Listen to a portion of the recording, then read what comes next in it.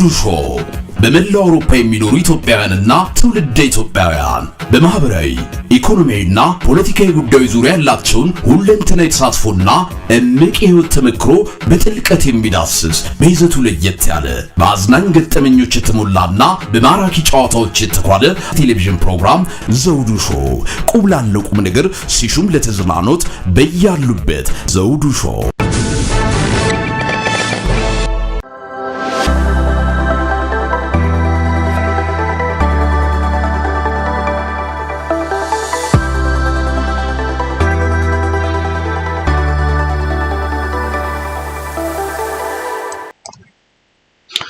ሰላም ጤና ይስጥልን ክቡራን ተመልካቾቻችንና አድማጮቻችን ዘውዱ መንግስቴ ነኝ ከዚህ ከአገር እንግሊዝ የዝግጅት ክፍላችን ከእናንተ ክቡራን ተመልካች አድማጮቻችን ጋር የምናደርገውን ዝግጅት አሁን አጠናቀን ቀርበናል። ዛሬም አንድ እንግዳ ይዤላችሁ ቀርቤያለሁ። ከእንግዳችን ጋር የምናደርጋቸው ውይይቶች እንድትከታተሉ ከወዲሁ በማክበር ጋብዛለሁ። እንግዳችን የህግ ባለሙያ ናቸው። በሀገራቸው ኢትዮጵያ አዲስ አበባ ዩኒቨርሲቲ በህግ ግራጁዌት አድርገዋል ወይም ኤልኤልቢ ዲግሪያቸውን ወስደዋል። ከዛም በማስከተል ወደ አሜሪካን ሀገር በመምጣት ማስተርስ ዲግሪያቸውን ነው የወሰዱት። እንደገናም ወደ እዚህ እኔ ወደምኖርበት እንግሊዝ ሀገር በመምጣትም የፒኤችዲ ዲግሪያቸውን በዚሁ በህግ ሙያ ነው ያጠናቀቁት። ኢትዮጵያ ውስጥ ያለውን የህግ ጉዳይ በተመለከተና በሌሎችም ጉዳዮች ላይ ዛሬ ከእንግዳችን ጋር ውይይት እናደርጋለን። ኢትዮጵያ ሀገራቸው በነበሩበት ሰዓት የዛሬ እንግዳችን በዳኝነትና በጥብቅና ሲያገለግሉ ነበር። ለመሆኑ እሳቸው በነበሩበት ሰዓት የኢትዮጵያ ህግና ፍትህ ወይም የዳኝነት ስራው እንዴት ነበር? አሁንስ ይህንንም ትንሽ እንገመግምበታለን። በአሁኑ ሰዓት በአሜሪካን ግዛት ነው የሚኖሩት የዛሬ እንግዳችን። በተለይም የአፍሪካን ሰላምና እርቅ ኢንስቲትዩሽን ዋና ዳይሬክተር በመሆን ነው የሚያገለግሉት። ዋና መስሪያ ቤታቸው በዋሽንግተን ዲሲ፣ በአፍሪካም እንደዚሁ ደግሞ በካሜሮን እና ሩዋንዳ መስሪያ ቤት አላቸው። ኢትዮጵያ ለመክፈት ያደረጉት ጥረት አልተሳካም፣ የኢትዮጵያ መንግስት ፈቃድ በማገዱና በመከልከሉ ምክንያት እንጂ ሀገራቸው ኢትዮጵያ ይህ ተቋም እንዲሰራ ወይም ደግሞ ቢሮ እንዲኖረው ጥረት አድርገው እንደነበረ ነው ያሉኝ መረጃዎች። እንግዲህ ተመልካች አድማጮቻችን የዛሬ እንግዳችን በተለይም በፓርላማ ውሎና በህግ ጉዳዮች ላይ ሰፊ ትንታኔ እንደሚሰጡን ተስፋ እናደርጋለን። ከእሳቸው ጋር የምናደርገው ውይይት እንድትከታተሉ በማክበር እየጋበዝኩኝ በቀጥታ ወደ እንግዳችን ሄዳለሁ። እንግዳችን በጣም አመሰግናለሁ። ዶክተር ሸዋፈራው ኩራቱ በጣም አመሰግናለሁ ለዘውዱ ሾው ሚዲያ ቃለ ምልልስ ፈቃደኛ ሆነው በመገኘት። እንግዲህ ዛሬ እውቀቶን ልምዶትን ለኢትዮጵያ ህዝብ በተለየ ከህግ አኳያ ያሉትን አንዳንድ ጉዳዮች እያነሳን እንነጋገራለን። በጣም አመሰግናለሁ። እግዚአብሔር ይስጥልኝ ዘውዱ ስለጋበዝከኝ ከልብ አመሰግናለሁ። በቅድሚያ እስቲ በኢትዮጵያ ያለው የፍትህ ጉዳይ ምን ይመስላል ከሚለውን ጀምር። ከሙያው አንጻር ኢትዮጵያ ውስጥም የህግ ባለሙያ ወይም ዳኛም ጠበቃም ሆነው አገልግለዋልና የኢትዮጵያን የፍትህ ሂደት ሲገመግሙት እርሶ በነበሩበትና አሁን ያለውን እንዴት ያዩታል? ዘውዱ ቅድም ስታስተዋውቅ በኢትዮጵያ ቢሮ ከፍተናል፣ ፈቃድ ሰጥቶናል። ነገር ግን ፈቃድ አልከለከሉንም። የከለከለው ኢህአዴግ የነበረው ቀደም ሲል የነበረው የመለስ እና የኃይለ ማርያም ጊዜ የነበሩ ስርዓቶች ናቸው። ከዛ በኋላ እና አብይ በመጡ ጊዜ በአፍላው ኢትዮጵያ ስትሞት ኢትዮጵያዊ ስትኖር ኢትዮጵያ ምለውን ማጭበርበሪያ ይዞ ከመላ ህጉ ተሻሽለው ፈቃድ ሰጥቶናል። ቢሮም ከፍተን መስራት ሞክረናል። በዚህ መካከል ላይ በጣም የሚያስደንቅ ነገር ቢኖር የወላይታንና የሲዳማን ግጭት ይሉታል፣ ግን እልቅት ነው፣ ግጭት አይደለም። ሁለቱም ብሔረሰብ ምንም የማያውቁ በምንም ነገር ላይ አብሮ የኖሩ ያደጉ የተጋቡ በምንም ነገር ትልሉ የማይችሉ ሰዎች ከመሬት ተነስተው ኦህዴድ በወቅቱ ደቡብን ለመበተን ሲፈልግ ማጣላት ነበረበትና ያንን ባደረገ ጊዜ የዘር ጭፍጨፋ ነው በሁለቱ መካከል ነው የተካሄደው። እንዲካሄድ ያደረገው ኦህዴድ ነው። እንግዲህ በዚህ ጉዳይ ላይ እነ ጃዋሪም አሉበት፣ እነ ሌንጮ ለታም ነበሩበት፣ እነ መረራም ነበሩበት። እያንዳንዳቸው ጠርቶማ የሚያልቅ አይደለም እና ሐዋሳን ወደ ራሳቸው ለመውሰድ ስለፈለጉ ሐዋሳ ላይ የነበረውን ደቡብ የክልል ቢሮ ለመበተን ስለፈለጉ ሲዳማ ውስጥ የነበሩትን ወላይታዎችን ከሲዳማ ጋር አጣልተው ሲያበቁ ያ የመጀመሪያው የአብይ ተልእኮ የተፈጸመው እዛ ላይ ነው እና ያንን ሁለቱን ወገኖች በሙሉ ደቡብ ላይ ያሉት ወደ 28 ዞኖች ናቸው። የዛ ሁሉ ተሰብሳቢ ከየው ቀበሌው ሳይቀር የሀገር ሽማግሌ ታዋቂ ሰዎችን፣ የሃይማኖት አባቶችን፣ የቀበሌና የወረዳ ተወካዮችን፣ የክልል ተወካዮች ባሉበት፣ የዞን ተወካዮች ባሉበት ሐዋሳ ላይ አንድ ሴሚናር ለ5 ቀን አካሂደናል። በዛ ሴሚናር ላይ መጀመሪያ ማስተማር ነበረብን። ፕላናችን እንደዛ ነው። ማስተማር የነበረብን ሰላም እንደሆነ ካካሄድን በኋላ የተፈጠረውን ምንድነው የሆነው፣ ለምንድነው እናንተ መካከል ላይ እንደዚህ አይነት ነገር የተፈጠረው የሚለው ለመረዳት ፈልገናል። ከነሱ ለህዝቡ ስንጥል ጊዜ ህዝቡ እኛ አሁን ያልኩትን ነው። አብረን ተዋልደን ተጋብተን ቤተሰብ ሆነን ያለን ሰዎች ነን። ከሞት በቀር የሚያለያየን ነገር አልነበረም። ግን እንድንጣላ እንድንገዳደል ያደረጉን እነዚህ ከፊታችሁ ያሉት አመራሮች ናቸው። በክልል አመራር ደረጃ መመሪያ ተሰጥቶን እንድንገዳደል ተደርጓል የሚል በጣም አሳዛኝ እና ልብ የሚነካ ጉዳይ ነበረ። ለመጀመሪያ ጊዜ እንደዛ አይነት ሴሚናር አካሂደናል በደቡብ ላይ። ከዛ በኋላ ነው በጥርስ ውስጥ የገባነውና ህዝቡ ወደኋላ ተመልሰው አብሮ መኖር የሚችሉበት ይሄ በቪዲዮ በፎቶ የተደገፈ ማስረጃ ያለበት እንትን ነው። የክልሉ የደቡብ ክልል ቴሌቪዥን፣ ቮይስ ኦፍ አሜሪካ እነዚህ ሁሉ የነበሩበት የቀረጹበት ታሪክ ነውና ከዛ በኋላ የመጨረሻው ወጣቶችን የብቻ አሰባስበን the same thing የተናገሩት ይሄንን ነው። እኛን ያጣሉን እንድንገዳደል ያደረጉን ብለው በእንባ እያለቀሱ እናንተስ የት ነበራችሁ? እንዲህ ስንሆን ምን ሆናችሁ? እናንተስ ለምን አልደረሳችሁልንም? የሚል ወቀሳ ሁሉ አድርሶ መድረስ እንዳልቻለንና ጊዜው የፈቀደው ጊዜ ይሄ ስለሆነ በዚህ ጊዜ ነው የሚል መልስ ሰጥተን ከዛ በኋላ ሁለቱን ወገን አስማምተን አንድ ብልኮ የጋራ ለብሰው ተለቃቅሰው ዳግመኛ እንዲህ አይነት ነገር እንዳይፈጠር በአንድ ጋቢ ስራ አድርገን ተለየን። ከዛ በኋላ ነው ጥርስ ውስጥ የገባነው እና ከዛ በኋላ የሰላም ሚኒስቴር እና በአብይ በኩል ላይ በአብይ ቢሮ በኩል ጥርስ ውስጥ ገባ እና ስለዚህ መስራት እንደማንችል የማንችልበት ደረጃ ላይ ስንደርስ ቢሮ ለቀን ወደ አፍሪካ ሀገር ወስደናል እና ተጠቃሚ የሆነው አሁን ሌላ ሀገር ነው። የሌላ ሀገር ሰራተኛ ቀጥረን የሌላው ሀገር ይሰራል አለ። ስለዚህ ይሄ ነው የሆነው። ለጠየቀኝ ጥያቄ እስቲ ወደዛ ሳንመለስ ስላነሱት ነው ምናልባት እንመለሳለን። አሁን በገለጹልኝ መሰረት በተለይም በወላይታና በሲዳማ ሕዝብ መካከል የተፈጠረውን ሽብልቅ በመክተት ልዩነት እንዲፈጠር ያደረጉት የኦህዴድ ባለስልጣናቶች ወይም አሁን ያለው የብልጽግና ባለስልጣናቶች ናቸው ብለውኛልና በተለይም የሲዳማን አካባቢ በራሳቸው በኦሮሚያ ለመከለል ካላቸው ህልም በመነሳት እንደሆነ ነው እየጠቀሙኝ ያሉ። ግን ይህም በተመለከተ በአንድ ወቅት የዚህ የሲዳማን ጉዳይ በተመለከተ አንድ እንግዳ ጋብዤ በሰፊው ትንታኔ ሰጥተው ነበር። እየተፈጸመ ያለው ነገር ልክ አሁን እርሶ እንዳሉትም ብዙ ቦታዎችን አካባቢዎችን ሁሉ ተቆጣጥረዋል የሚል ትንታኔም ሰጥተውኝ ነበር። በፍጹም ይህ ስህተት ነው፣ ሊጠቀስ አይቻልም። አንድም አካባቢ የኦሮሞ ክልል ከሲዳማ ክልል የወሰደው የለም የሚል ወቀሳ ሰንዝረውብኝ ነበር። ምናልባት ይህንን ሊያብራሩት ይችሉ ይሆን?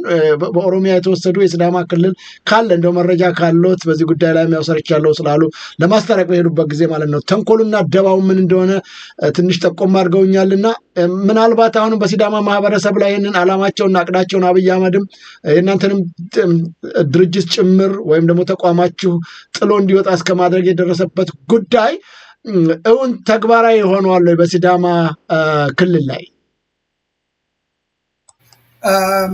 ጥሩ ጥያቄ ነው ያነሳው ዘውዱ። አዎ ምንድነው የሆነው? ፕራክቲካሊ አሁን እየሆነ ያለው የሆነው ደቡብ ከተበተነ በኋላ የደቡብ ነጋዴዎች በሙሉ ቤታቸውን ሆቴላቸውን እየሸጡ ለነሱ እየሸጡ እየወጡ ነው። ይሄንን አሁን እኛ አዲስ ነገር አይደለም። እኔ አሁን የምናገረው የሆነው ነው የምናገረው ያለው። ሐዋሳ አስጊ ሁኔታ ላይ ነው ያለው። ያ ማለት ምንድነው? የክልሉም ቢሮ በሙሉ የገዙት የኦህዴድ ባለሀብቶች ከኢትዮጵያ ንግድ ባንክ በነፃ የሚሰጥ በነፃ ከንግድ ባንክ የኢትዮጵያውያን የነጋዴ የህዝብ ገንዘብ ለነሱ በነፃ በመቶ ከዛም በላይ ሚሊዮን እየተሰጠ የሚገዙበት ራሳቸውን ቤት ገዝተው እንዲደራጁ የሚያደርጉበት ሁኔታ አሁን በአሁኑ ሰዓት ላይ ያለ ነገር ነው። ይሄ ካራንት ኢሹ ነው እየነገርኩት ያለው። ሐዋሳ ደግሞ በአቶ ለንጮ ለታ አንደበት ነው የወጣውና ሌላውን ብዙ እንትን ሳንል ወደ ከተናገራቸው አርካይቭ ውስጥ ሄደን የምናገኘው ነገር ነው። ሐዋሳን መሀል ሐዋሳን ካርታ አለን ገብረናል። ድሮ እኛ ግብር ገብረን ያለንበት የግብር ደረሰኝ አለን። አርበ ጎና በዚህ በአሮርሳ በሲዳማ በባሌ በኩል ላይ ታውቀዋለህ። ባሌንና ሲዳማን ወደዚህ ወደ የሚያመጣው ወደ ወንዶ ገነትን በመሃል ሰንጥቀው ወንዶ ገነትን ወደ ኦሮሚያ ወደ ሻሸመኔ ከተው በቀጥታ ሰንጥቀው ባህርን የሐዋሳ ሐይቅን እኩል ባህል ላይ ሰንጥቀው ወስደው ሻመና የሚባል ከተማ አለ። እኔ በነገር ላይ ሲዳማ ነው ያደግኩት። አካባቢውን በደንብ ነው የማውቀው።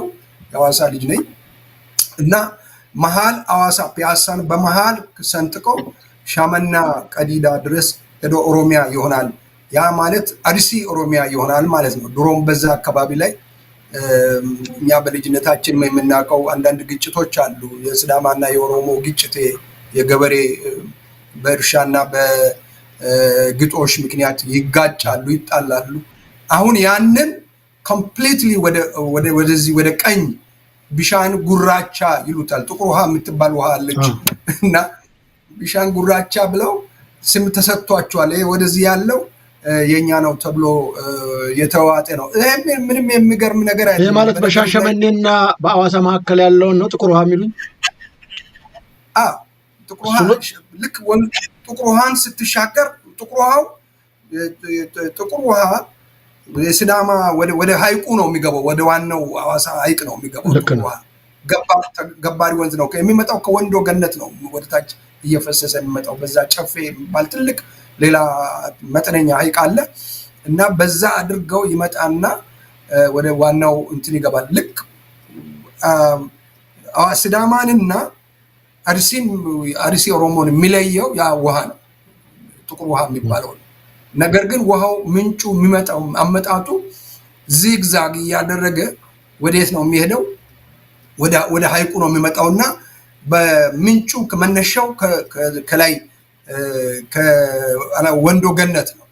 ስለዚህ ይሄ ውሃ የኛ ነው ቢሻንጉራቻ የሚሉት የኛ ነው በሚል ከዛ ጋራ በተያያዘ ቅድም ያሳየሁትን ካርታ እሱን ወደዚህ አድርገው ሐዋሳ የኛ ነው የሚል ክሌም አላቸው። ይሄ ከጊዜ በኋላ ምናልባት እቅዳቸው ቢሳካ አይሳካም እንጂ ቢሳካ እንደዛ የሚሆን ነውና አሁን ያንን ቦታ ሐዋሳን በሙሉ ተቆጣጥሯል። ሙሉ በሙሉ ለማለት ይቻላል። ቢዝነስን ከተማውን በራሳቸው ቁጥጥር እንዳደረጉና እነ ደስታ ላይ ደግሞ ለነሱ ተገዝቶ የሚኖሩ የሲዳማ ህዝብ መከራ የሚያይበት ተርቦ ተጠምቶ ቦታ ወጣቱ ከተማውን እየለቀቀ የሚሄድበት አገር ነው። አርሶ አደሩ ጭምር እየተወ እየወጣ ያለበት ነው። ዶክተር ሻፈራው ለምንድነው ይቅርታ ለምንድነው ነጋዴዎቹ ንብረታቸውን የሚሸጡት ወጣቶች እየለቀቀ የሚወጣው? ምንድን ተጽዕኖ አለ? በምክንያቱ ለቀው የሚወጡት? አንደኛ ይኸውልህ ደቡብ በነበረ ጊዜ ደቡብ አንድ በነበረበት ጊዜ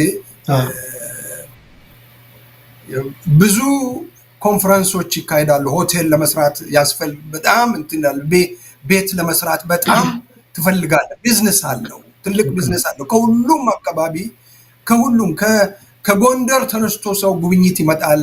የውጭ ቱሪስቶች ይመጣሉ። ሰላም አለ።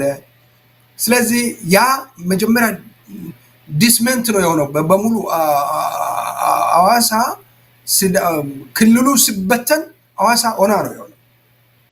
ኦና ቢዝነስ የሚባል ነገር የለም፣ ኮንፈረንስ የለም፣ ስብሰባ የለም። እዚህ ላይ ድቆሳ አለ። የነበሩት ቢዝነስ ሰዎች ከከተማ ለቆ እንዲወጡ ብዙ እንትን ደርሶባቸዋል። ለቀው ወጥተዋል። ቤታቸውን በርካሽ እየሸጡ ወጥተዋል። እና ይሄ ነው የተፈጸመው። ስለዚህ ያ እንዲህ አይነት ኮንሲኩዌንሱ ይሄ ሲሆን ከዚህ በኋላ ምንም ማድረግ አይችልም። ቢዝነስ ከሌለ ምን ያደርጋል? ስለዚህ አሁን በረከሰ ዋጋ ቤት መግዛት ነው እና የራሳቸው ማድረግ ነው፣ ማጠቃለል ነው። ስለዚህ የሲዳማ ህዝብ ከደቡብ ለመገንጠል በጣም ብዙ ጥሯል። በጣም 11 ነው አስታውሳለሁ። ያኔ እዛም ነበርኩኝ ራሱና በጣም እናቶች ጭምር ሳይቀሩ ራሱን ለመቻል እንደ ክልል ለመሆን የሚያደርጉት ጥያቄ የቆየ ነበርና አሁን ይህን ማድረጋቸው ተጸጽተዋል ማለት እንችላለን። የኦሮሚያ ክልል ወይም ብልጽግና ደግሞ ተንኮልና ደባን አላወቁትም ማለት ያስችላል ወይስ አሁን ነው ነገሩ የገባቸው? ትክክል ነው። እንደዚህ አይነት ነገር ነው።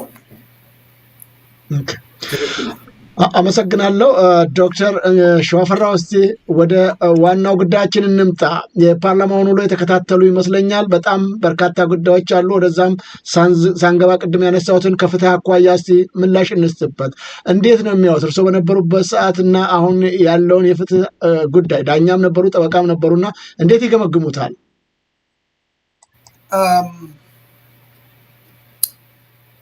ፍትህ the rule of law የሚባል ይሄ ፍትህ ለሰው ልጅ ምግብ ነው።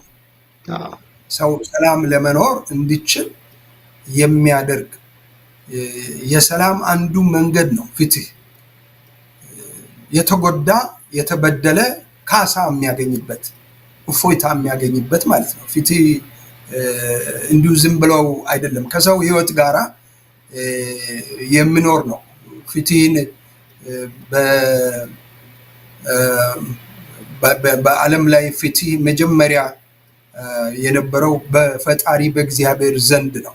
ፍትህ ከእግዚአብሔር የመጣ ነገር ነው። ዝም ብሎ ማንም ሰው ፍትህ ብሎ እንትን የሚያደርገው አይደለም። ወርቃማ ስም ነው ፍትህ እና ፍትህ ሁለቱን የተጣሉት አንተና እኔ ብንጣላ ሁለታችን ገላጋይ ነው።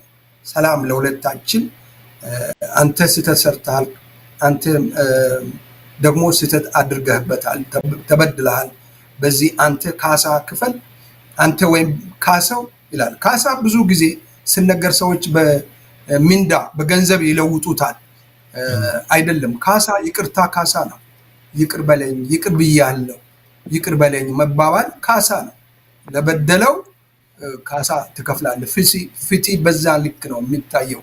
ፍትህ ማንም ሰው ፍትህ ስላለ ፍትህ አይደለም። ፍትህ ትክክለኛ ፍትህ ካሳ ነው እና ይሄ ነው የጎደለው እኛ ጋር። እና ምንድነው እኔ በማውቀው እኔ በነበርኩበት ጊዜ አንድ ተበዳይ ምናልባት ዳኛው ጨን ያለ ነገር በፍትህ በአንደኛው ወገን ላይ የሚያደላ ማዳላት በሚታይበት ጊዜ ለብደኛ በዚህ ካንተ እኔ ፍትህ ከዚህ ችሎት ማግኘት አልችልም፣ ስለዚህ ዳኛ ይቀየርልኝ ብሎ ዳኛ ማስቀየር ይችላል። እኔ በነበርኩበት ጊዜ ዳኛ ደግሞ ከኋላ የመንግስት ግፊት ወይም የመንግስት እጅ ባለበትና ዳኛው በነፃነት መስራት የማይችል ከሆነ ይሄንን ችሎት ማየት አልፈልግም ብሎ ችሎቱን የዛ ሰው ፋይል ላለማየት ሌላ ሰው እንዲተካ ፕሬዝዳንቱን ጠይቆ እሱ ሊለቅ ይችላል። ፍትህ ትክክል እንዲሄድ ማለት ነው። ዘውዱ ፍትህ በኢትዮጵያ ከተቀበረ እኮ 34 ዓመት በዚያ አካባቢ ሆኗል። ተቀብሯል። ፍትህ ፕሮቶኮልም የለውም። ኢንቴግሪቲም የፍትህ ኢንቴግሪቲ ፕሮቶኮል የለውም። ፍትህ ፕሮቶኮል አለው። ፍትህ ራሱን የቻለ ትልቅ ኢንስቲትዩሽን ነው። ፍትህ በቀል የምትወስድበት ቦታ አይደለም። ፍትህ ጋር በቀል አይኖርም። ዳኛው ጀንትል ነው። የህሊና ዳኝነት አለ፣ የእውቀት ዳኝነት አለ። ዳኛ ዝም የመጣው አስመስክራ አይደለም። ዳኛ አቃቢያን ህግን ይገስጻል። ለምንድን ነው የምታጉላለው? እና ይሄንን በዚህ ጊዜ ካላደረክ እንዲህ ካላደረክ ሰው ላይ እንደዚህ የምታጉላላ ከሆነ በሚቀጥለው ላይ ቀጠሮ ችሎት ላይ ተከሳሽን አሰናብታለሁ ማታዘጋጅ ከሆነ ምስክሮችን ማታሟላ ከሆነ ተብሎ ይገሰጻል። አቃቢያን ህጉ በትክክል ኬዙን ማምጣቱን ካለ በኋላ ከተመለከተ በኋላ ህግና ክሱን አሻሽል ብሎ ያዘዋል።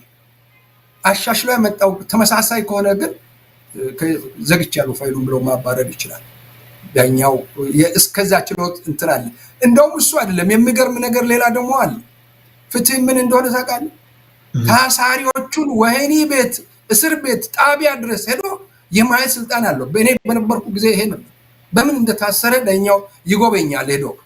ኦኬ እኔማ ማውቀው በዚህ አይነት ነው። እስር ቤት ሄዶ ስንት እስረኛ አለ ብሎ ፖሊስ ጣቢያ ለምን ታሰረ እያለ ይጠይቃል። ለምን ታሰርክ? በምን ምክንያት ነው? ምርመራው ወደ ደርሷል፣ በቶሎ ወደ ፍርድ ቤት አቅርብ ተብሎ አቃቢ ህግ ነው ያንን የሚያው ወይስ ዳኛው? ዳኛው ፍትህ እኮ ያለው ዳኛ ጋር ነውና ይሄ ነው የሚሆነው። በነገር ላይ ፍርድ ቤት ዳኛው ሆነ ብሎ ስራው ብሎ ሄዶ ፖሊስ ጣቢያዎችን እየዞረ በድንገት ሄዶ ይጠይቃል። ማስታወሻ ያስያዘ ከጽህፈት ቤት ያስያዘ በምን ምክንያት ነው የታሰረው? በምንድን ነው ያሰርከው? እያለ የጣቢያ አዛዡን ይጠይቃል። እና ያላግባብ የታሰረ ከሆነ በአስቸኳይ ፍርድ ቤት አቅርብ፣ ያለበለዚያ ፍታ። በሚቀጥለው ላይ እንትን የማታደርግ ከሆነ ህጋዊ እርምጃ ካንተ ወስዳለሁ። የሰው ልጅን ማጉላላት አትችልም ይባላል። ይሄንን እኔ አውቃለሁ። ይሄ የሆነው የተከሰተው ነው የሚነግር ያለው አድርገናል።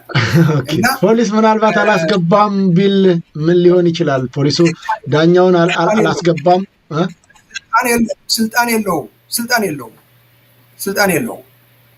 የጠቅላይ ለምሳሌ የጠቅላይ ፖሊስ አዛዥን አስጠርተው እንዲህ ነገር አለ፣ እንደዚህ አይነት ያለው ፖሊስ ጣቢያ ላይ እንዲህ አይነት ችግር አለ፣ በአስቸኳይ እርምጃ ወስደ አስታውቀን ብሎ ያዘዋል።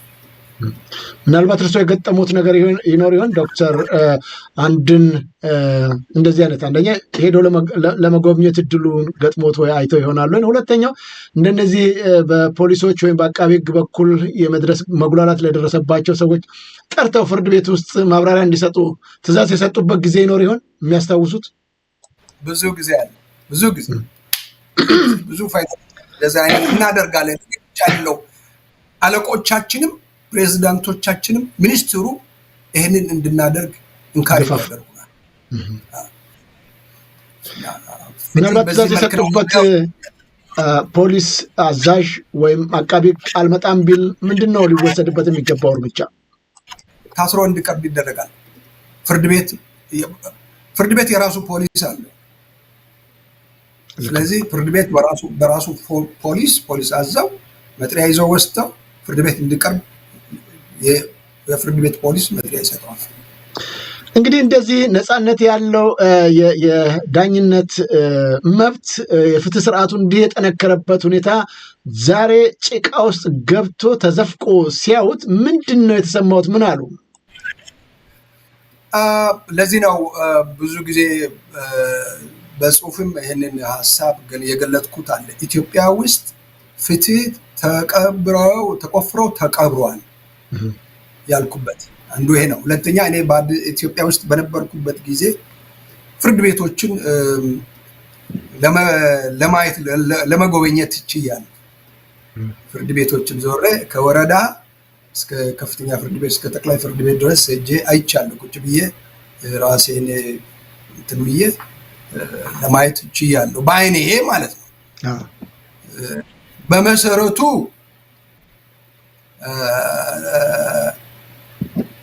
ቅድም አንድ ያነሳው ነገር አለ። ምንድነው እሱ? ፕሮቶኮል አለው ያልኩት ለዚህ ነው። ፍርድ ቤት ይከበራል። ፍርድ ቤት ላይ ጫጫታ አይኖርም፣ ጭብጨባ አይኖርም። ችሎት ውስጥ ሁከታ አይኖርም። አቃቢያነ ሕግ ፕሮቶኮሉን ጠብቆ ነው የሚመጣው። ጠበቃ ዳኛውም ፕሮቶኮል ጠብቆ ነው ክራባት አድርገው ችሎቱን የመሰለ የችሎት ልብስ ለብሶ ነው መገኘት ያለበት። እኔ ያየሁት የሚያስገርም ቁምጣ ለብሰው ካባ በላዩ ላይ አድርገው የመጣ አቃቢያነ ሕግ አይቻለሁ። እና ሸሚዝ ለብሰው ቲሸርት ለብሰው በላዩ ላይ የደረበ አቃቢያነ ሕግ አይቻለሁ። እና ውድቀቱን ስታየው ከዛ ነው፣ ገና ከቤቱ ነው የምታየው፣ ገና ከበሩ ነው የምታየው። ለዛ ነው ወድቋል ያልኩት። ሁለተኛው ትልቁ ነገር ዳኛ ጉቦ ከበላ ነው። ፍርድ ቤት ዳኞች በገንዘብ የሚታለሉ ይኖራሉ አሉ። በእኛም ጊዜ አሉ። እንደዛ አይነት የሚያደርጉ ሰዎች አሉ። ግን በስውር ነው፣ ተደብቆ ነው። በሌላ መንገድ እንደዛ አይነት ነገሮች ቼን ኦፍ ኮማንድ የሚባል አለ። ሰውን ከላይ ይዙና ቤተሰብ ሆነው ከዛ እንትን ላይ ከቦታው እንዳይነሱ አድርገው በማይታወቅ ሁኔታ በስውር የሚያገኙ ሰዎች አሉ። በጉቦ የሚወስዱት ግን ኦፊሻሊ ገንዘብ የሚቀበሉ ዳኛ የለም፣ አይኖርም። የዳኛ ደሞዝ እኔ አውቃለሁ። የመጀመሪያ ደረጃ ያኔ የወረዳ የሚባለው ዳኛ የሚያገኘው 340 ምናምን ብር እንደዛ ነው የሚያገኘው። እና እኔ በነበርኩበት ጊዜ እንግዲህ እኔ የከፍተኛ ፍርድ ቤት ዳኛ ነኝ። 1100 ምናምን ብር ነው የማገኘው።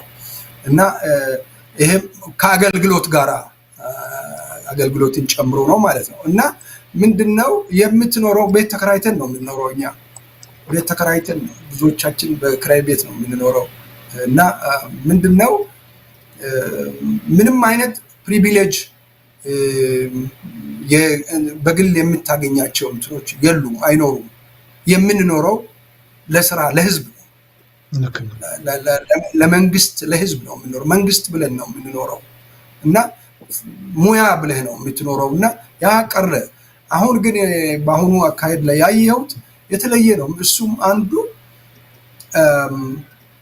የወረዳ ፍርድ ቤት ዳኛን ጉቦ ዳኛ የሚጠይቀው እኔ በህርኩ ጊዜ 100,000 ብር ነው ጉቦ የሚጠይቀው። እና የከፍተኛ ፍርድ ቤት 300,000 ብር ነው የሚጠይቀው። የጠቅላይ ፍርድ ቤት 1 ሚሊዮን እስከ 2 ሚሊዮን ድረስ ይጠይቃል። ይሄንን ካላ የደረሰባቸው ሰዎች አነጋግረናል፣ ያደረጉትን ሰዎች አነጋግረናል። ከዛ በኋላ ነው እኔ ኢትዮጵያ ውስጥ ፍትህ ተቀብሯል ብዬ ጻፍ። ፍትህ በዚህ መልክ ተቀብሯል። አንደኛ ኦፊሻሊ ታውቋል ማለት ነው። ብሩ ራሱ ለሚከፍሉ ሰዎች ወይም ጉቦ ለሚሰጡ ሰዎች ኦፊሻሊ ታውቋል ማለት ነው። ከወረዳ እስከ ጠቅላይ ፍርድ ቤት የሚከፈለው ይህንን ሚዲያ የሚሰማ ኢትዮጵያ ህዝብ ካለ ያውቋል። እኔ የተናገርኩት ትክክል መሆኑን በምስጋና ይቀበላል። ከዛሬ 5 ዓመት 6 ዓመት በፊት ያየሁት ጉዳይ ነው። ከአብይ ከተመረጠ በኋላ አልቆየንም፣ እኛ ቢሮአችን ዘግተን ወጣን። እና ከዛ በዛ ማዕከል ላይ ያለው ነገር ነው የሚናገረው። ከዛ ብብስ ነው። አሁን እሱ ምን ይገርማል፣ ሃንግም እኮ ተደርጎ 2 ሚሊዮን 3 ሚሊዮን አምጣ እየተባለ በሰው ይሸጣል። ምንም እንትን የሚደረገው የለም እኮ። ስለዚህ ምንድነው የሚሆነው? ፖስት ተደርጎ ገንዘብ የሚጠየቅበት ሀገር ላይ ጉቦ መጠየቅ ምን ችግር አለ? ይሄ ቀላል ነገር ነው። ስለዚህ ይሄ ነው የተፈጠረውና ህግ ገላጋይ ነው። ህግ ፍጹም አእምሮ ፍጹም አስተሳሰብን የሚጠይቅ ነው። ፍትህ ደግሞ ለእኔና ለአንተ ሁለታችንም የሚያስማማ የሚገላግል የሚያለያይ ሰላምን የሚያመጣ ነው እና ፍትህ እኔ ሁለት ወገን ተከራክሮ በመጣ ለአንደኛው ወገን ማስረጃ ባገኘሁት ላይ ቢወስን አንተ ተበደልክ ካልክ ይግባኝ ትሄዳለህ። በይግባኙ ከተጨመረ ከተረጋገጠ እንደገና የሚቀጥለው ሶስተኛ ላይ መጨረሻ ላይ ካበቃ በኋላ ጉዳይን ጨርሰ ወደ ቤት መጥተህ በሰላም ትኖራለህ። ፍትህ ነው ያገላ ሁለታችሁንም ያለያየ ፍትህ ነው። ስለዚህ በዚህ መልክ ነው የሚሆነውና ቁጥጥሩም አለ ከላይ ጀምሮ ከሚኒስትር መስሪያ ቤት እስከ አስተዳደር የፍትህ የዳኞች አስተዳደር የሚባል አለ ያንን ሁሉ እንትን ብለህ ትወርዳለህ ወደታችና ያ የቁጥጥር እንትኑም አለው።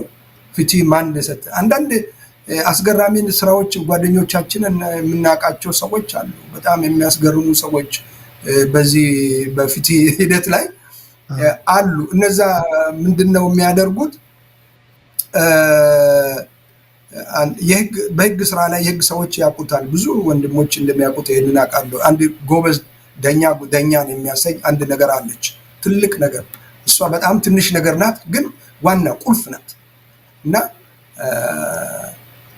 ጉዳዩን ወደ መሀል ላይ ሲደርስ ዳኛው ሁሉ ነገር ካረጋገጠ በኋላ የሚሰጣት ሌላ ስቴፕ አለ፣ ወይም እዛ ላይ ነገሩን ይቆርጣል። ከሁለቱ መሀል ላይ አንድ ነገር አለች፣ ትዕዛዝ የምትባል እዚህ ሀገር ላይ ኦርደር ይባላል። ትዕዛዝ የምትባላለች። ትዕዛዝ ሳይሰጥ የሚያልፍ ዳኞች አሉ። ዳኛና ያ ወሳኝ ነው። ትዕዛዝ መስጠት ወሳኝ ጉዳይ ነው። ትዕዛዝ ሲሰጥ ዋስትና የተከለከለ ከሆነ ዋስትና እንድሰጥ ትዕዛዝ ነው። ወይም ኬዙን ለመዝጋት ወይም ወሳኝ የሆነ ነጥብ ላይ ደርሰዋል ማለት ነው እና ትዕዛዝ በዚህም ሀገር ላይ እንዳልኩት ኦርደር ይባላል እና ይሄንን የማያውቁ ዳኞች አሉ እና እኔ ያሁኑ ዳኛ አንደኛ እንጭጭ ገና ህፃናት ልጆች ነው። እድሜ ይወስናል።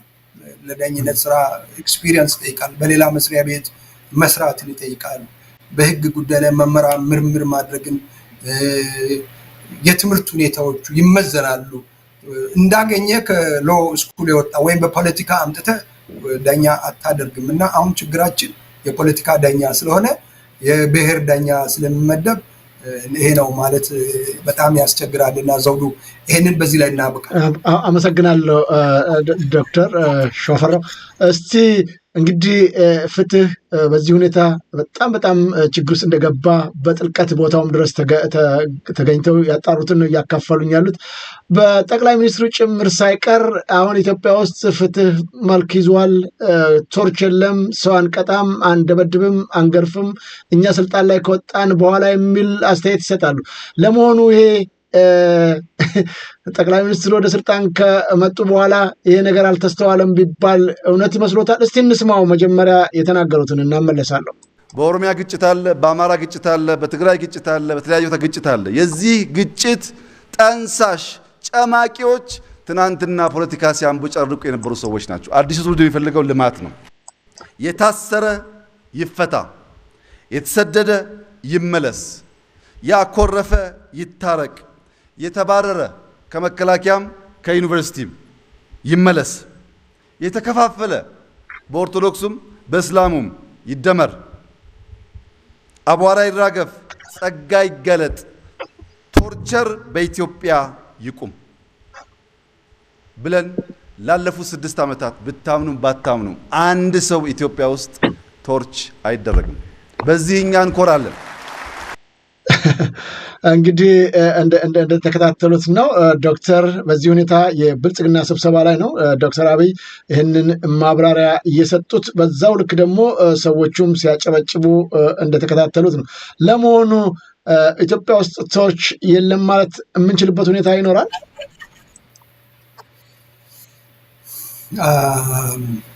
ዘውዱ ይህንን ተከታትያለሁ፣ ሰምቻለሁ። ቀደም ሲልም በጊዜው ምን ለማለት ፈልጎ ይህንን የታሰረ ይፈታ፣ የተጎዳ ይካስ እንደዚህ ያለ የቆጠረው ለምን እንደሆነ እኔ አልገባኝም።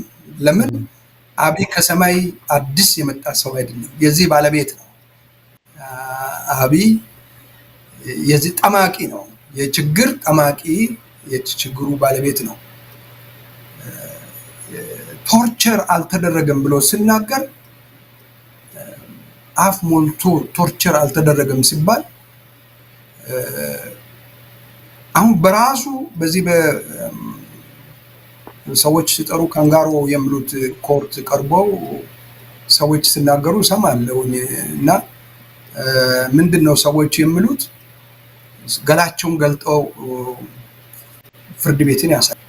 ይኸውላችሁ ገላይ እንደዚህ የተገረፍኩበት ይላል። ሌላው ደግሞ በህይወት ያሉ ሰዎች አሉ እኮ ክርስቲያን ታደለ እነ ጋዜጠኛ በቃሉ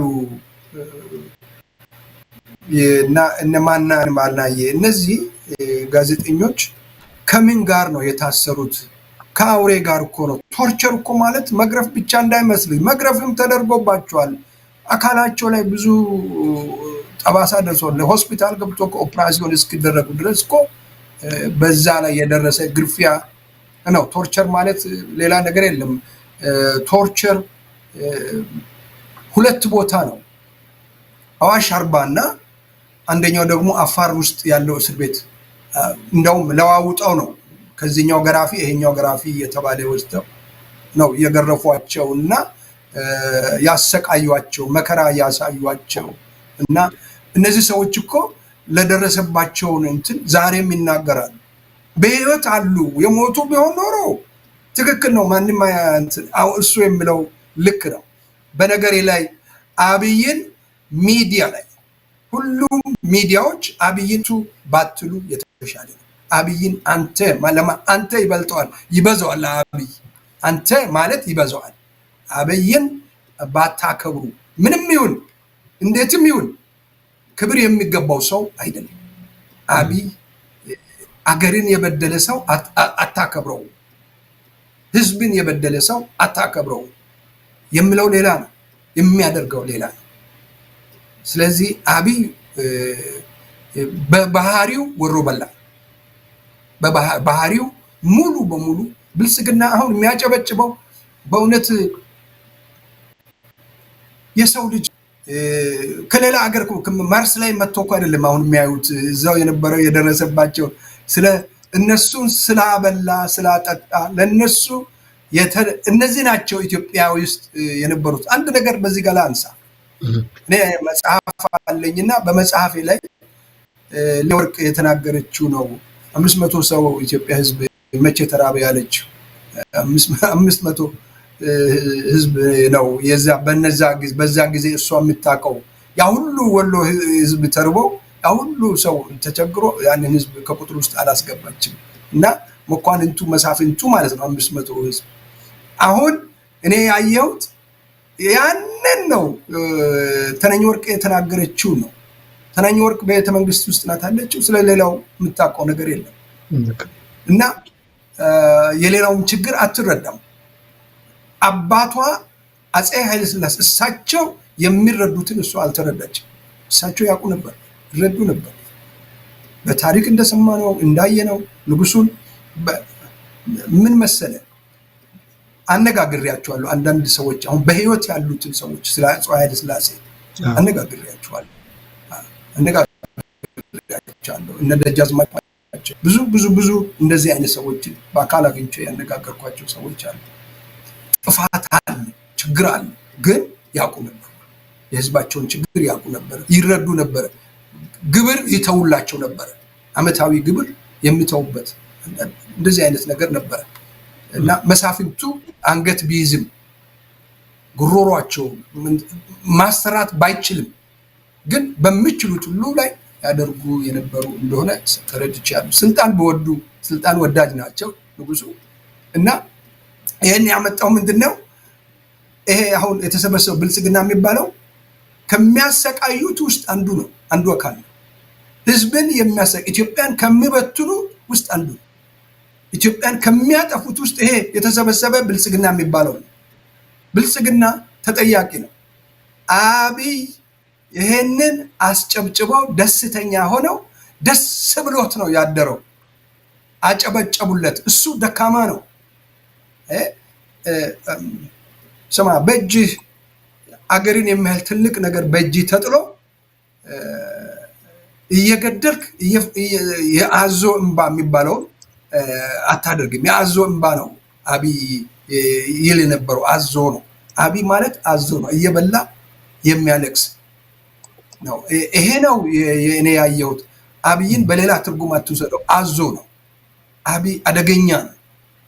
አብይ በጣም አደገኛ። ለዚህ ነው አብይን መታገል አለብን። አብይን እኔ እንዲህ አምርሬ ኢህአዴግን አልታገልኩት፣ እንዲህ ምርር አድርጌ ኢህአዴግን አልታገልኩትም። እንዲህ አይነቱን እኔ ኢህአዴግን እንደዚህ አላውቀው።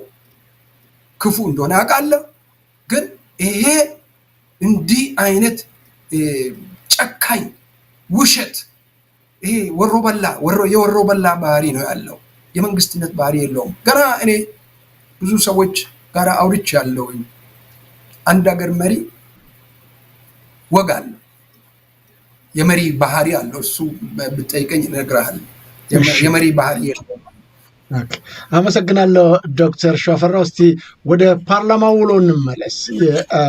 ፓርላማው ውሎ ምን ይመስላል? እንዴት ነው? በዛ ፓርላማስ ላይ የተገኙት ሰዎች የፓርላማ ውሎን እንግዲህ የጃንሆይን በታሪክ ላይ ያውቁ ይችላሉ፣ በተጓዳኝ የደርግን በደንብ ያውቃሉ ብዬ አስባለሁ እና ማነው የህወሓትንም እንደዛው። የአሁኑ የፓርላማ ውሎ ምን ይመስላል? ስንት ሰዎች ነው የሚሰበስቡት? ከዛ ውስጥ ምን ይጠይቃሉ የሚለውን እንመለስበታለን።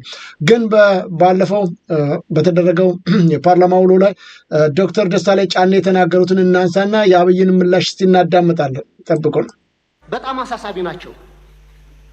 ለምሳሌ በፈረንጆቹ 23 ብቻ 594 የመብት ጥሰቶች በትንሹ 8253 ተጎጂዎች ተመዝግበዋል።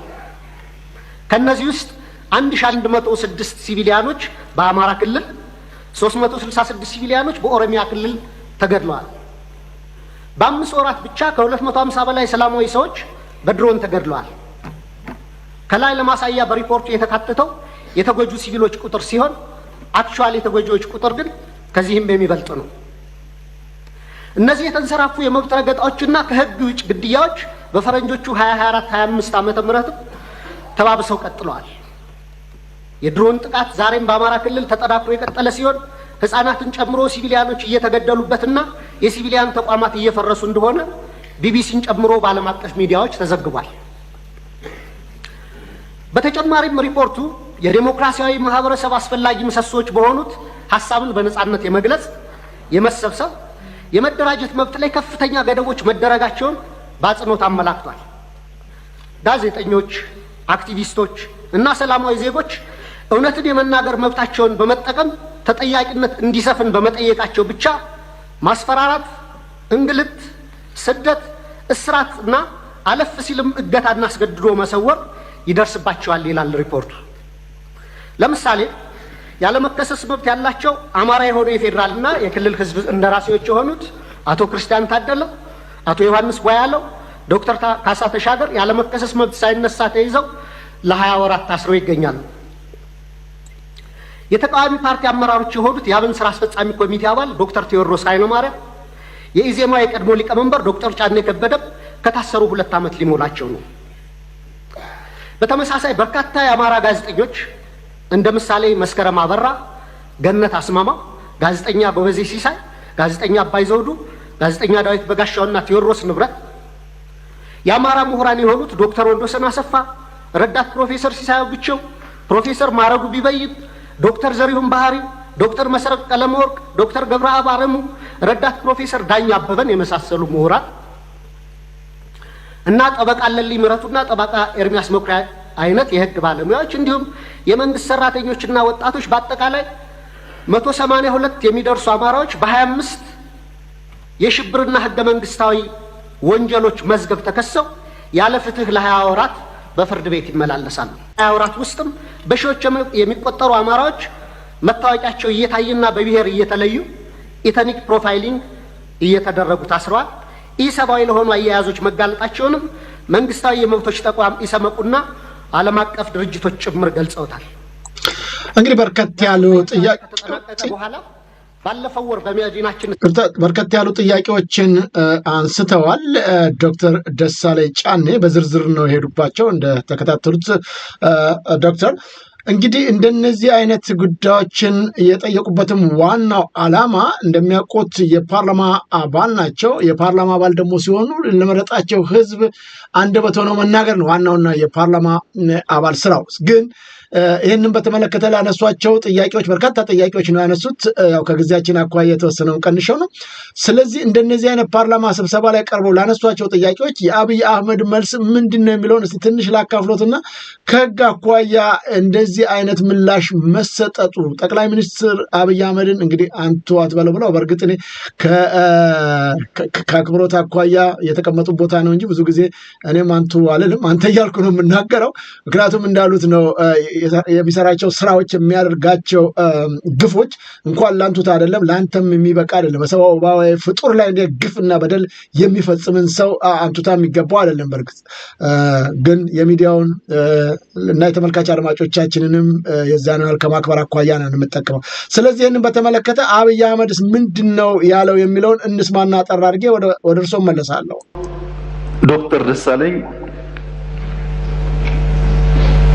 ሰፋ ያለ የጥያቄ መቅድም ካነበቡልን በኋላ አንድ ጥያቄ ጠይቀዋል። ለዚያ ጥያቄያቸውም ራሳቸው ምላሽ ሰጥተዋል። ጠይቀው ስለመለሱ እንዲሁ ማለፍ ይቻላል።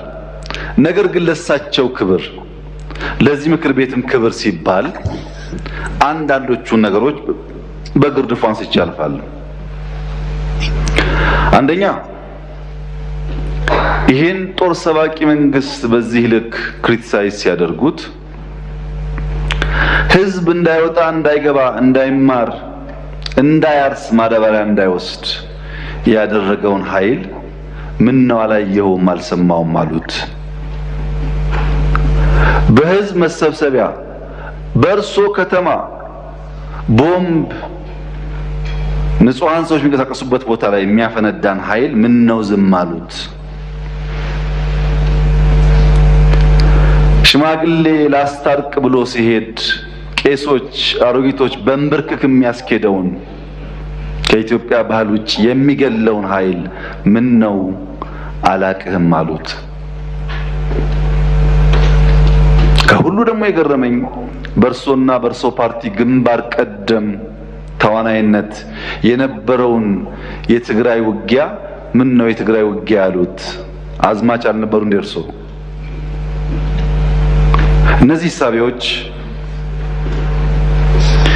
የማያውቁት ሀገር ሄዶ ቁርበት አንጥፉልኝ እንዳለው ስጋ በሊታ ያስመስለዋል። እንግዲህ በርካታ ትንታኔ ነው አብይ አህመድ የሰጠው በጣም በሚያሳዝን ሁኔታ። ይህንን በተመለከተ ለአንድ የፓርላማ አባል ዶክተር ደሳለኝ ጫኔ የተናገሩትን ያው ለማድመጥ ሞክረዋል በተወሰነ ደረጃ። ዓለም አቀፉ የሰብአዊ መብት ድርጅትና ተቋም ሌሎችም የዘገቡትን የዓለም አቀፍ የመገናኛ አውታሮች የዘገቡትን እና የተቀመጠውን ዳታ አስቀምጠው ነው ጥያቄ ያቀረቡትና ከዛ አኳያ የታሰሩትም ሰዎች እንደሚያውቁት እርሶም ሁላችንም እንደምንረዳው መከራና ስቃይ እያዩ የሚገኙት የፓርላማ አባላቶቹ ያለመከሰስ መብታቸው በህገ መንግስቱ እንኳን የተፈቀደላቸው ሳይጠበቅ እስር ቤት የገቡትን ክርስቲያን ታደለና ደግሞ የጋዜጠኞች መብት በማይከበረበት ሀገር የታሰሩትን ጋዜጠኞች ጭምር ነበር የተነተኑት። ይህንን መናገራቸው ምላሽ እንዲሰጣቸው ነው። ይሁን እንጂ አብይ አህመድ የሚያወራው ሌላ ጉዳይ እንደሆነ አይተናል። ስለ ቦምብ ውርወራን እሳቸው የምክር ቤት አባል እንጂ ያንን የቦምብ ውርወራውን መቆጣጠርና መከታተል አይደለም። ይህንን መስራት ያለበት ራሱን የቻለ ፖሊስ አለ። እሳቸው የሚቆጣጠሩት የሚመሩት የደህንነትና የጸጥታ ግብረ ኃይል የሚባል አለ። በተጨማሪም ደግሞ መከላከያ የሚባል አስቀምጠውት ቁጭ ያደረጉት በአማራ ክልል አለ። እነዚህ ናቸው ይህንን ስራ መስራት ያለበት እንጂ የምክር ቤት አባል አይደለም ይህንን የመከታተልና የመቆጣጠር ኃላፊነትና ድርሻ የሚጣልበት። እንደው ዶክተር ሸዋፈራው ከህግ አኳያ አንድን የፓርላማ አባል እዛው በምክር ቤት ውስጥ እንደዚህ አይነት የማዋረድና ያልተገባ ምላሽ መስጠት ከህግ አኳያ አስቀይረውም ወይ? የጠቅላይ ሚኒስትርስ ቢሆን አንድ ሰው እና ከፍተኛ ስልጣን ላይ ያለው ወይም የሚኒስትር ነኝ በሚል የፓርላማ አባላትን እንደዚህ ክብር የሚነኩ ንግግሮች መናገር ያስፈልጋል? አሁን ይሄ አልተነገረም፣ ግን እንዲህ ብትጨምርበት ኖሮ 4 ኪሎ እንገባለን ብትል ኖሮ ምን እንደሚጠብቅ ማወቅ አለብህ እስከ ማለት የተናገሩት ነገር አለና ከህግ አኳያ ያንን እንዴት ያውታል? አንድን የፓርላማ አባል በዚህ ሁኔታ ክብርና ስብዕናን የሚነኩ ነገሮችን መናገራቸው አያስጠይቃቸው? አመሰግናለሁ።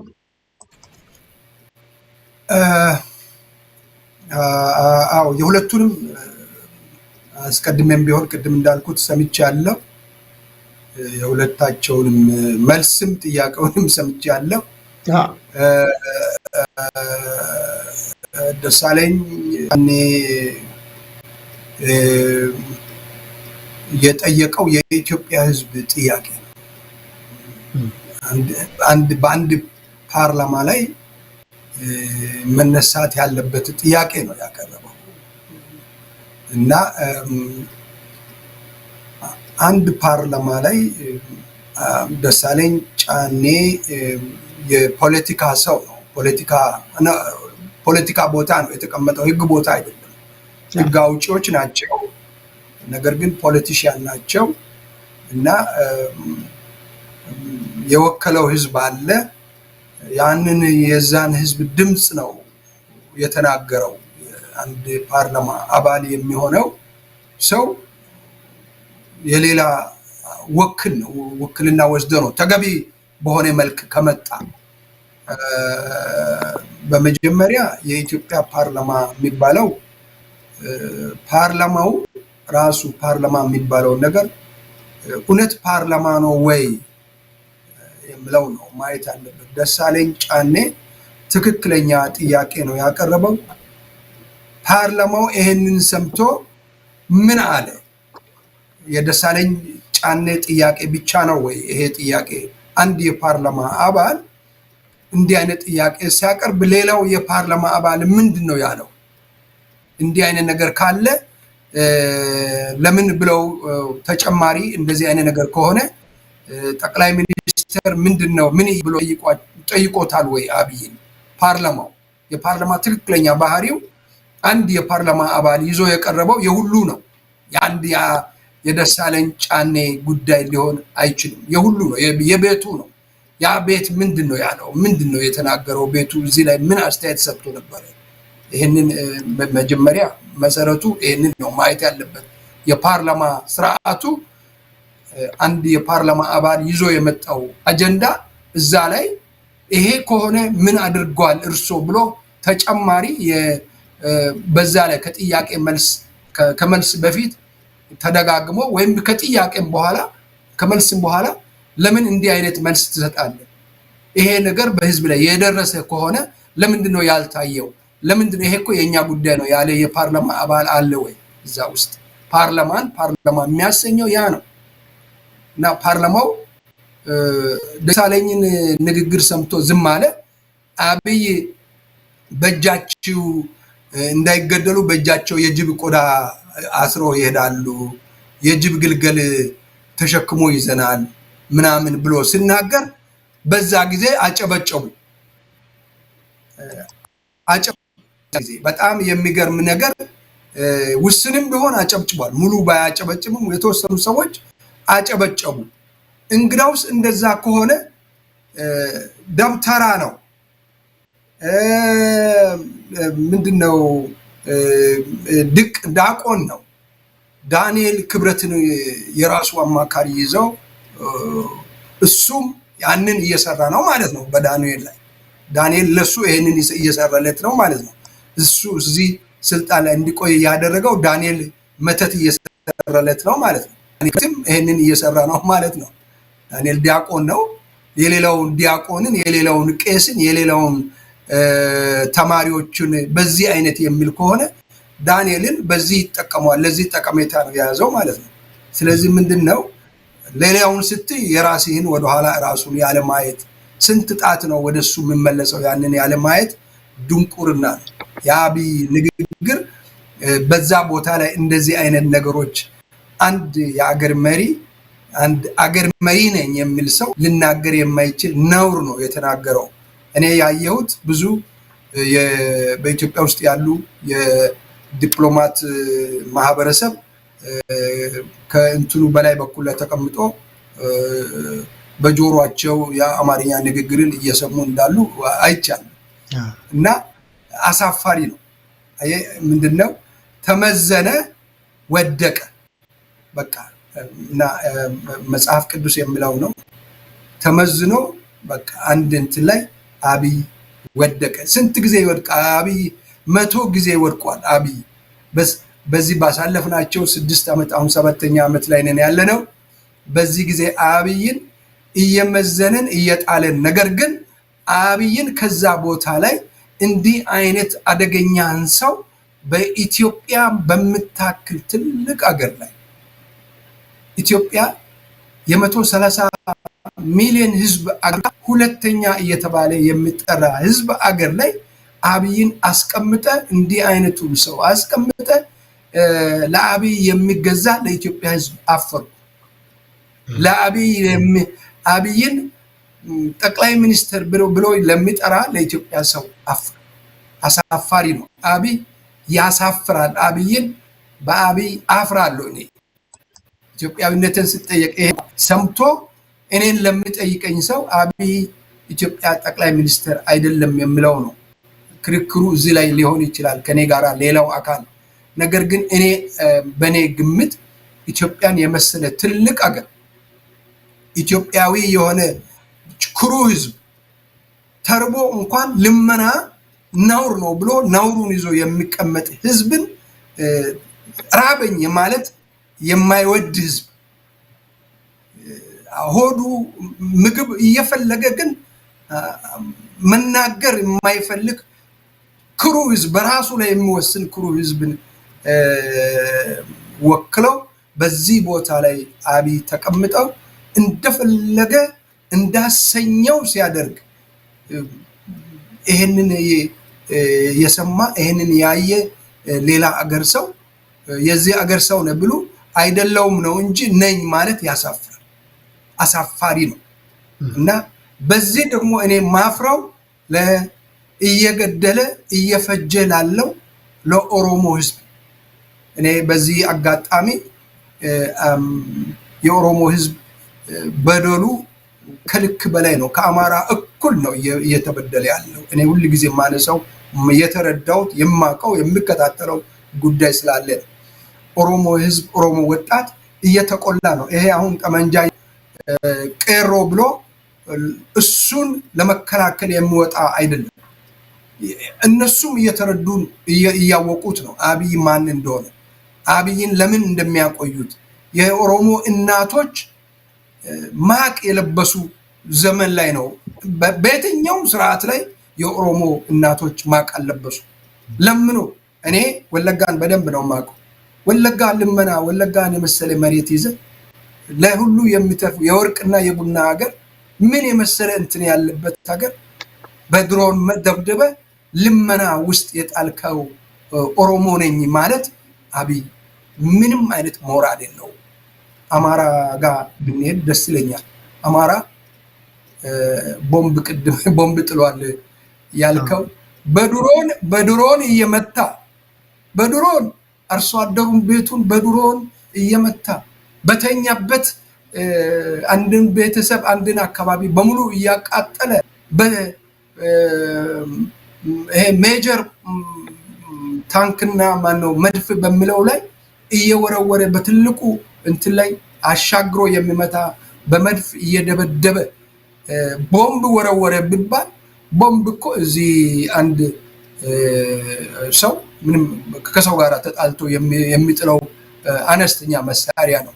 ማጥቂያ ትንሽ ማጥቂያ መሳሪያ ነው። ግን ይሄ ጅምላ ጨራሽ መሳሪያ እኮ ምንድነው ቢኤም የሚባለው ሰሞኑ በቢኤም እየደበደበ ነበር። በቤም ምንድነው ታዲያ ራስን ለመከላከል ራስንና ህዝብን ለመከላከል ለመውጣት ለመታገል ቦምብ መወርወር ማለት ምን ማለት ነው? ምንም እኮ ማለት አይደለም። ያለችው እድል እሷ ናት። እሱ ግን የሚጠቀመው እሱ ግን የሚሰራው ከተናገረው ጋራ ስታመዛዝነው አብይ ቀጣፊ፣ አብይ ፍጹም ሽብርተኛ፣ ፍጹም አሸባሪ ነው። እዚህ ላይ ትንሽ ልጨምር የሚፈልገው ሽብርተኛ ማለት ምን ማለት ነው? የሽብር ጉዳይ ስታነሳ በአንድ አገር ላይ ሰላማዊውን ሰው ሆስት ካደረግ ምንድነው ክድናፕ ካደረግ ሰላማዊ ሰው ላይ አሁን እንደሚደረገው የአባገሬ ህዝብ ላይ በጦር አዝምተ ሰላማዊው ሰውን የምትገል ከሆነ ሽብርተኛ ነህ።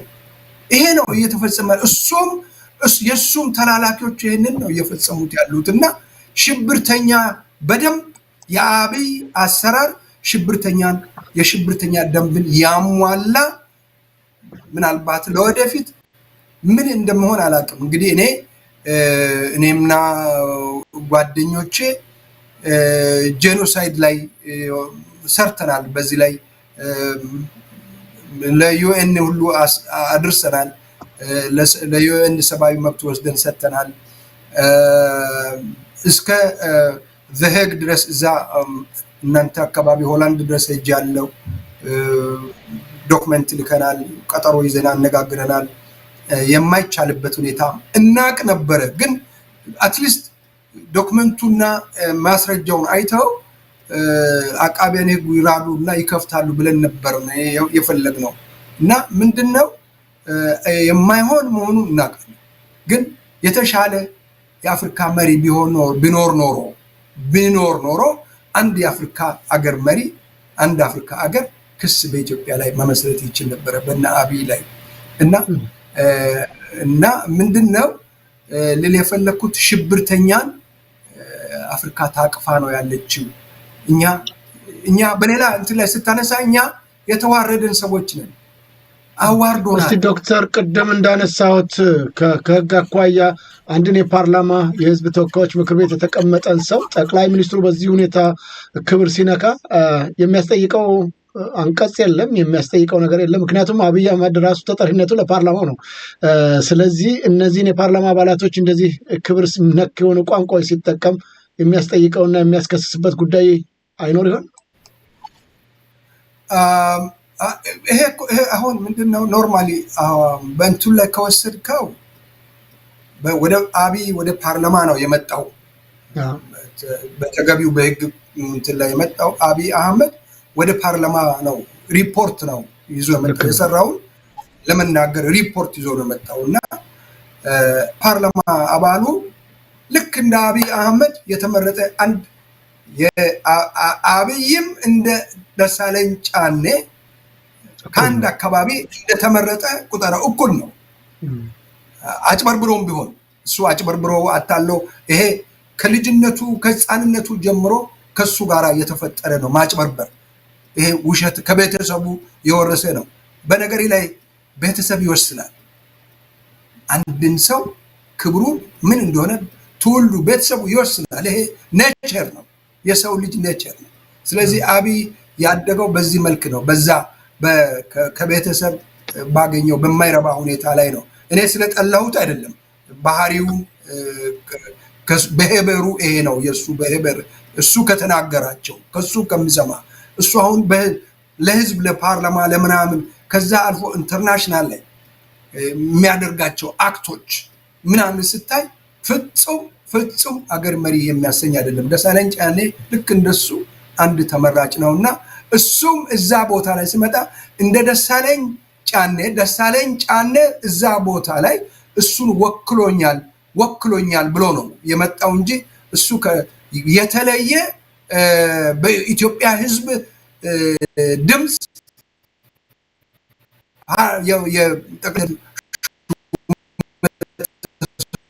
አይደለም። ኖርማል ቦታ ፓርላማው የሱን እንትን ኢምፒች ማድረግ ይችላል።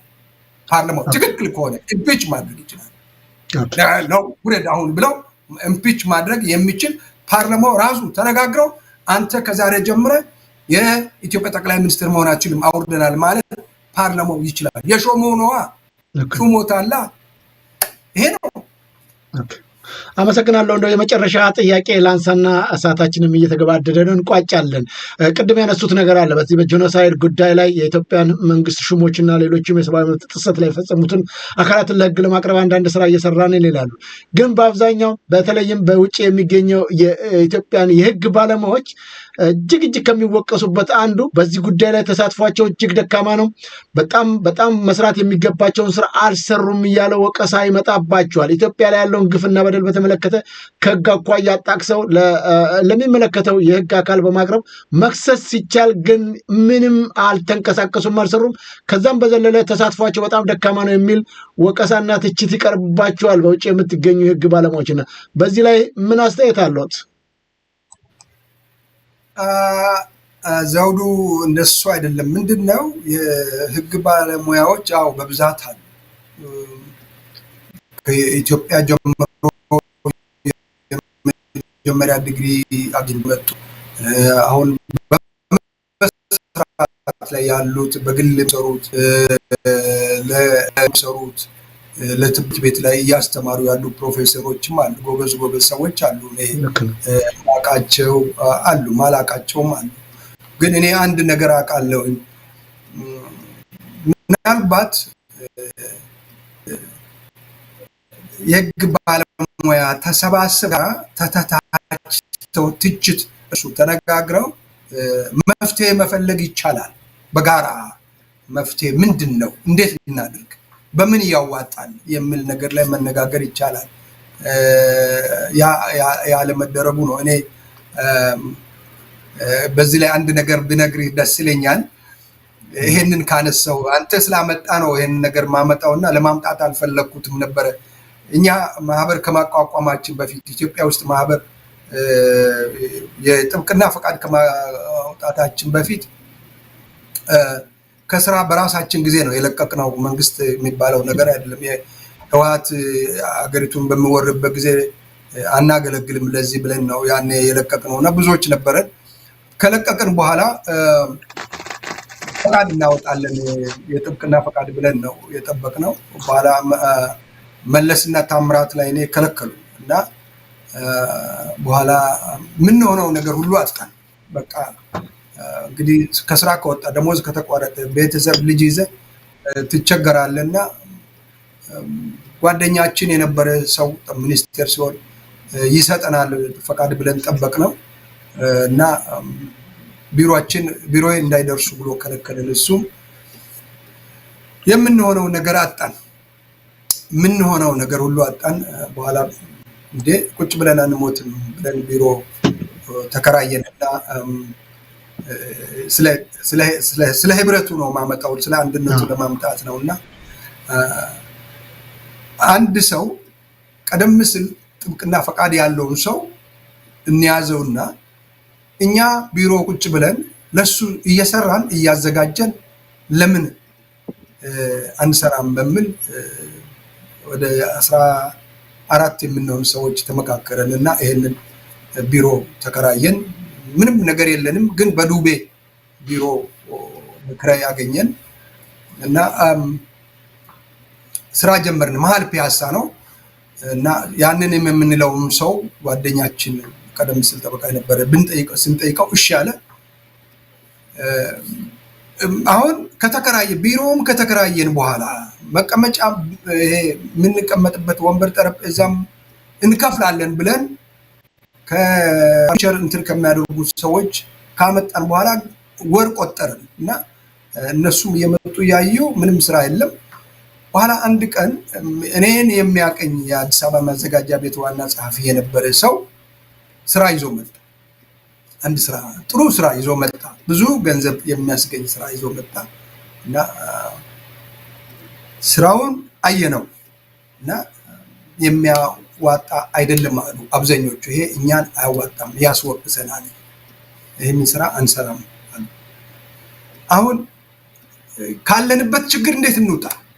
ስለዚህ ምንድነው እኛ ዳኞች አይደለም እኛ ጠበቃ አለን ጠበቃችን ከዚህ ያዘጋጀን እንልካለን ስለዚህ ይሄ ነገር ያዋጣል ግድ የለም አልኩት እንዴት ያዋጣል የሚያዋጣበት ነው ይሄ እኮ ፍትሐብሔር ነው ወንጀል አይደለም በዚህ ነው የሚል ተከራከረና ያዋጣል አልኩና ወሰንኩ እኔ ነኝ ቸር ማድረጋቸውና እሺ አሉ ማመልከቻ አዘጋጀንና ከዛ በኋላ ያለው ረጅም ታሪክ ነው ወረቀት አዘጋጀንና ወደ ወንጀል ነገሩ ከፍትሐብሔር ወደ ወንጀል እንለውጥ አልኩና ወደ ወንጀል ለወጠን ወደ 700,000 የተጠየቀ ስራ ነው እኛ ግን 200 ወርደን 500,000 ላይ ተስማማን እና ከዙን ወደ ወንጀል ለውጬ ከዚህ ስራ ድርሻ ተከፋፈለና ወደ ፖሊስ ሄደን ከዛ በኋላ እኔ ባልኩት በ15 ቀን ውስጥ ጨረስን ከዙ ምን ልልፈልጌ ነው ገንዘብም አገኘን ከዛ በኋላ እኛ ቤተሰቦቻችንንም እኛም ገንዘብ አግኝተን ሪዚስት አደረገን በኋላ አመሰገኑ እና ምን ልልፈልጌ ነው ተነጋግረ የማይሆነው ነገር ወደሚሆነው መለወጥ የሚቻልበት መለወጥ መነጋገር ይቻላል ልልፈልጌ ነው በራሴ ምሳሌ ነው ያመጣውና እና ምንድነው ልል የፈለኩት ተሰባስበን እርግጥ ህግ ይከለክላል መክሰስ ቀጥታ መክሰስ በግለሰብ በቡድንም አንችልም በድርጅትም እኛ ሞክረናል አንችልም የማንችለው ምንድነው የምንችለው ምንድነው ምናልባት የአፍሪካ መሪዎችን የኢትዮጵያን ሁኔታ የሚያውቁትን ሎቢ ማድረግ እንችላለን እንዲከሱ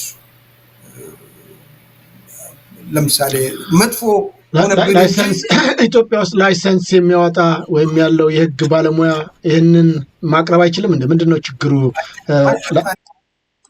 አይችልም ስላልቻለ ነው አይችልም ዩኤን ሴኩሪቲ ካውንስል ነው መክሰስ በቀጥታ የሚችለው ያለበለዚያ ደግሞ አንድ የአፍሪካ መሪ ኢትዮጵያ ውስጥ እንዲህ አይነት ጄኖሳይድ ተፈጽሟል ይሄንን አጣርቻለሁ እንዲህ አይነት ነገር አለ ብሎ መክሰስ ይችላል ይሄንን ሎቢ ማድረግ ይቻላል የኢትዮጵያ ወዳጅ የሆነ ኬንያን መጠየቅ እንችላለን የተሻለ ምልህ ምንድነው መሰለ 54 ዲክታተር ነው ያለው ተመሳሳዮች ናቸው እንቢ ሊሉ ይችላሉ ግን ሎቢ አድርገው እነሱን የምናገኝበት ጋራ ዕውቀት ያላቸው ከአፍሪካ መሪዎች ይልቅ በሰብአዊ መብት ጥሰት ላይ ትልቅ ችግር እንዳለ የሚረዱትን ምዕራባውያኖችን ጉዳዩን አቅርቦ ለነሱ መክሰስ አይቻልም መንግስታት ከሆነ ይቻላል በመንግስታት ደረጃ መክሰስ ይቻላል እሱ ነው መሰራት ያለበት እንጂ ማንንም ጠበቃ ማንንም የህግ ሰው ተነስቶ መክሰስ አይችልም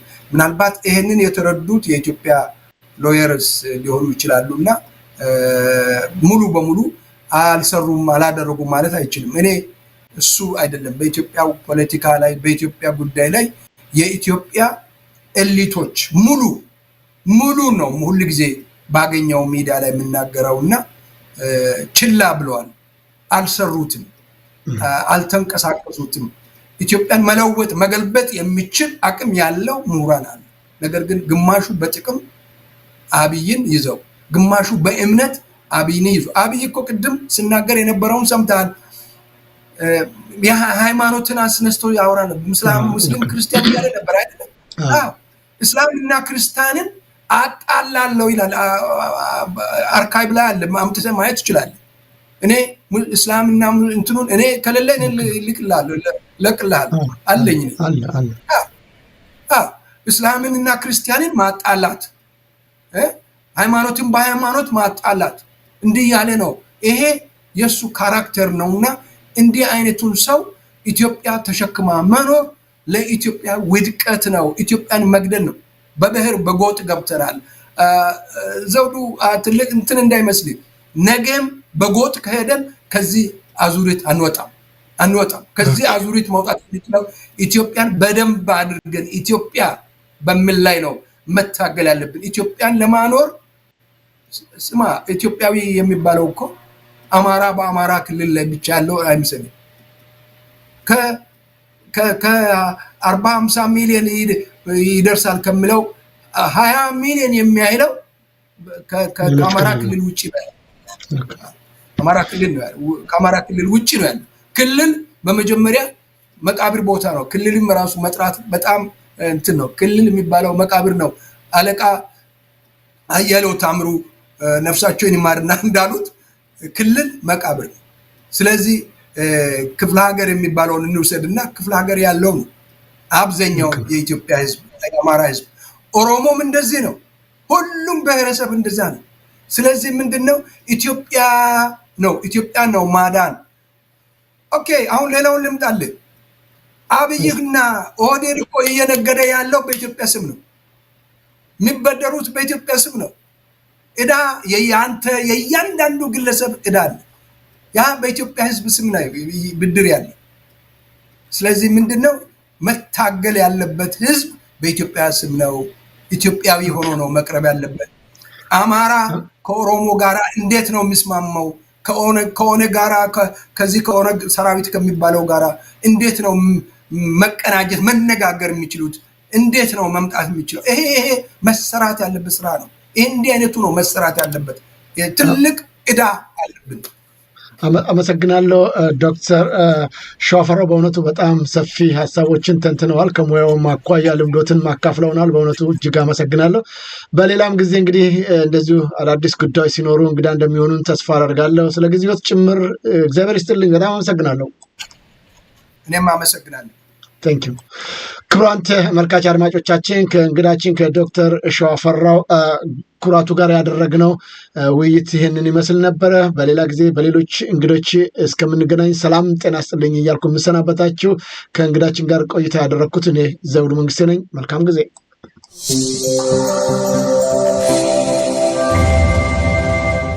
ዘውዱ ሾው በመላው አውሮፓ የሚኖሩ ኢትዮጵያውያንና ትውልደ ኢትዮጵያውያን በማህበራዊ ኢኮኖሚያዊና ፖለቲካዊ ጉዳዮች ዙሪያ ያላቸውን ሁለንተናዊ ተሳትፎና እምቅ የህይወት ተመክሮ በጥልቀት የሚዳስስ በይዘቱ ለየት ያለ በአዝናኝ ገጠመኞች የተሞላና በማራኪ ጨዋታዎች የተኳለ ቴሌቪዥን ፕሮግራም ዘውዱ ሾው።